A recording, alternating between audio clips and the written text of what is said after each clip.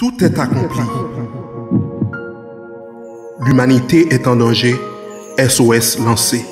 J'en ai marre de vos péchés, dit l'Éternel des armées. À l'homme, ce coin de terre réservé et légué, étant souillé, bien différent de ce qui lui a été confié.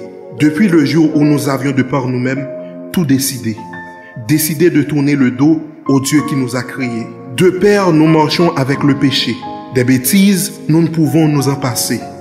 Et nous perdons la route qui nous a été tracée. Nous confondons la lumière à l'obscurité. Nous enfreignons les lois et le sacré. On se demande où et quand va-t-on s'arrêter. Faute de conscience, le réveil est retardé. Le péché dans toutes ses formes et diversités livre contre la chair une lutte acharnée et nous étions condamnés à rester dans notre triste passé. La colère de Dieu s'est enflammée. C'est la cause du déluge au temps de Noé. Ce fossé est inévitablement creusé.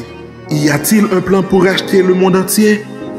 Les brebis ont fui les troupeaux si sollicités, sur l'autel comme offrande immolée, juste pour expier le fardeau du péché. Ceux ne possédant rien, seront-ils pardonnés?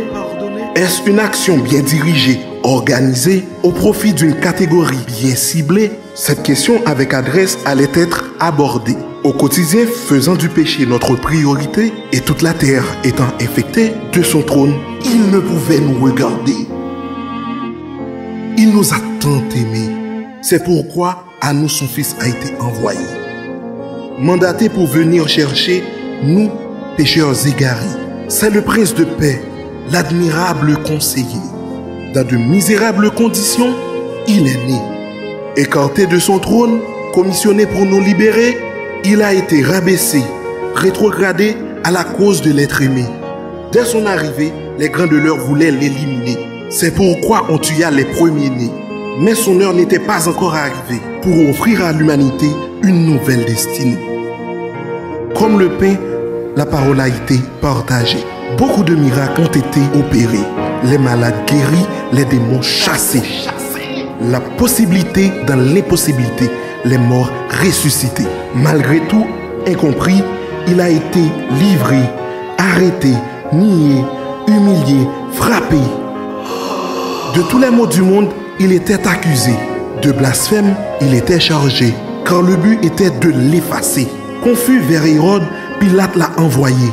En échange à sa condamnation, Barabbas libéré.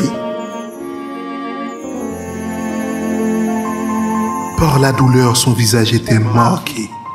Sur lui, tous nos châtiments sont tombés. Sur une croix, il a été ligoté et crucifié. Brisé pour nos iniquités, sa souffrance était d'une atrocité démesurée qu'il ne pouvait supporter et échapper.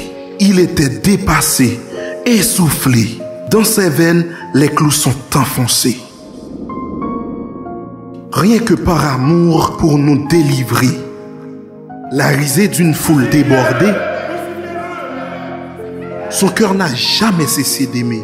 Il leur a tout pardonné.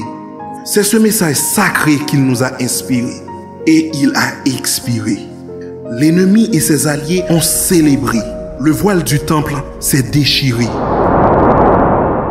Plus d'intermédiaire, directement, on peut l'aborder.